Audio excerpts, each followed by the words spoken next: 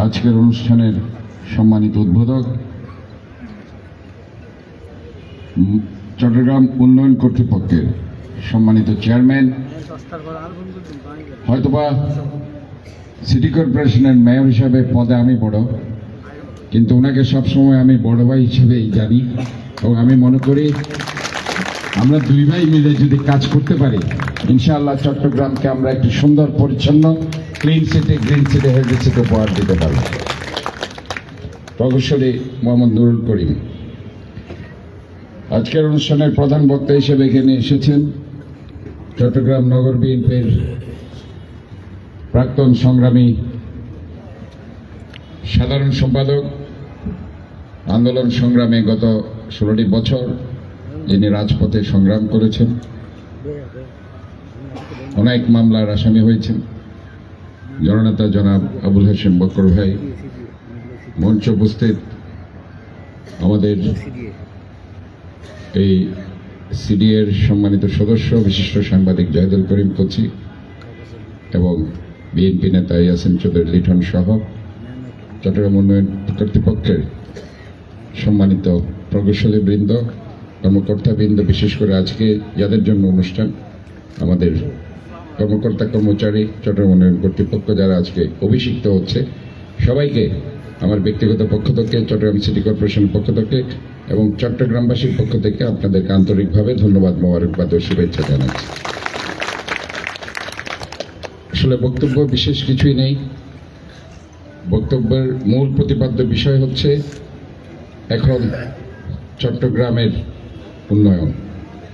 বিগত 16টি বছর যারা এখানে কাজ করেছে তারা উন্নয়নের পরিবর্তে তারা দুর্নীতিকে বেশি প্রায়োরিটি দিয়েছে, যার কারণে এখানে অপরিকল্পিত উন্নয়ন হয়েছে, মেগা প্রজেক্টের নামে মেগা দুর্নীতি হয়েছে।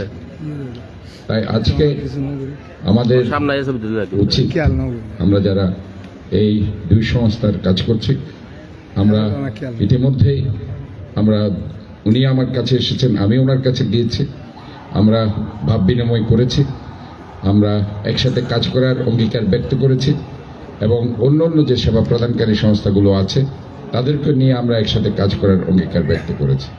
আমরা আশা করছি নগর সরকার হয়তো একটি সময় সাপেক্ষ ব্যাপার, নগর সরকার হলে পরে আজকে একটি পরিকল্পিত উন্নয়ন প্রতিটি শহরে আজকে হতো, চট্টগ্রাম নয় শুধু সারা বাংলাদেশের প্রতিটি শহরে।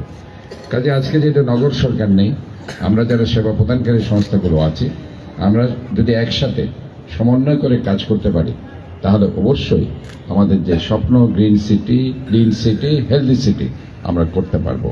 আজকে আমি একটি বক্তব্য রেখেছি যে ক্লিন সিটি মানেই শুধু রাস্তা পরিষ্কার নয়, ক্লিন সিটি মানে হচ্ছে একটি সুন্দর শহর উপহার দেওয়া, সন্ত্রাসবিহীন, চাঁদাবিহীন এবং হত্যা নৈরাজ্যবিহীন একটি সুন্দর শহর, যেখানে কোনো ধরনের হিংসা থাকবে না, বিদ্বেষ থাকবে না, কোনো অসাম্যতা থাকবে না।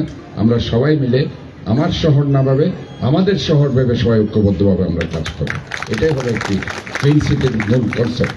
কাজে এই যাত্রায় আমার মনে হয় আমরা সবাই যদি একসাথে যাত্রী হতে পারি এবং আমরা যদি এইটা মনে করি যে এই শহরটা আমাদের, তাহলে আমরা ময়লা কোথাও ফেলবো না, সুনির্দিষ্ট ডাস্টবিন আমরা ফেলবো, আমরা আমাদের নালাগুলো অপরিষ্কার রাখবো না, আমাদের যে পলিথিন, আমাদের যে কর্কশিট, আমাদের যে প্লাস্টিকের বোতল এবং অন্য যে ম্যাটেরিয়ালগুলো আমাদের নালাগুলোকে জলাবদ্ধতা করছে, খালগুলোকে জলাবদ্ধতা করছে, সেগুলো আমরা ফেলবো না, যেগুলো পানিতে অ্যাবজর্ব হবে না।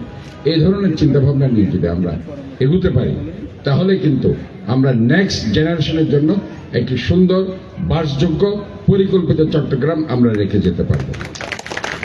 আমাদের মনে রাখতে হবে যে এই যে একটা রাস্তা আমরা করে দিয়েছি, যারাই রাস্তার কাজ করুক না কেন তাদের মধ্যে যদি ওই ধরনের সততা থাকে, দেশপ্রেম থাকে, এই চিন্তা যদি তারা থাকে যে এই রাস্তা দিয়ে একদিন আমার বাপদাদারা হেঁটেছে, এখন আমি হাঁটছি, আমার পরে আমার নেক্সট জেনারেশন হাঁটবে এবং এই রাস্তাটা আমারই রাস্তা, আমার নিজের হাঁটার জন্য আমার বাপদাদা এবং আমার নেক্সট জেনারেশনের রাস্তা, এই চিন্তা যদি তাদের থাকে তাহলে কখনো রাস্তা বানাতে গিয়ে কেউ দুর্নীতি করবে না।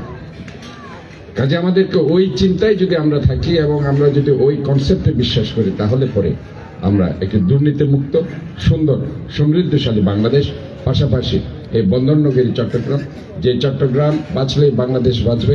এই চট্টগ্রাম এমন একটি জায়গায় আছে যেটা আমরা বলি এটা কমার্শিয়াল হাব, এমন একটি জায়গায় আছে যেটা দিয়ে সমস্ত পর্যটন শহরগুলোতে যাওয়া যায়, এমন একটি জায়গায় আছে চোখ উষাপাশে তাকালেই পর্যটনগুলো আমরা দেখতে পাচ্ছি। কাজে এই ধরনের একটা রিসোর্সফুল সিটিকে আমরা যদি কাজে লাগাতে পারি তাহলে বাংলাদেশ অনেক দূরে এগিয়ে যাবে, সাউথ এশিয়ার অন্যতম একটি শক্তিশালী দেশ হিসেবে উদ্ভূত হবে। কাজে আমরা আজকে এইক্ষণে এটাই আবার বলছি, আসুন আমরা সিটি কর্পোরেশনের ভাই ভাই আমরা একসাথে কাজ করব, ঐক্যবদ্ধভাবে আমরা একটি সুন্দর চট্টগ্রাম বাংলাদেশ করতে পারব। আমি আজকে এখানে যারা এই অনুষ্ঠানের আয়োজন করেছে সবাইকে আন্তরিকভাবে ধন্যবাদ জানাচ্ছি এবং ওনাদেরকে শুধু এইটুকুই বলছি, আপনারা সিডিএর যারা দায়িত্বে আছেন চেয়ারম্যান সহ এবং অন্যান্য যারা, মনে রাখবেন জাতীয়তাবাদী শক্তির যারা আছে কষ্ট করছেন তাদের সহায়ক শক্তি হিসাবে আপনারা কাজ করবেন। কখনো বিরোধে গিয়ে এমন কোনো কাজ করবেন না যেটার কারণে গিয়ে চেয়ারম্যান সাহেব কিংবা অন্যান্য কর্তৃপক্ষ যারা আজকে কাজ করছে এই সুন্দর দেশকে গড়ার জন্য সেই কাজে বাধাগ্রস্ত হয়। আপনারা কোনো কিছু হলে একসাথে কথা বলে আপনারা সুন্দর মধ্যে সেটা সমাধান করবেন, যদি না হয় আমাদেরকে ডাকবেন, আমরা সবাই মিলে সেটা সমাধান করব। কাজে কোনো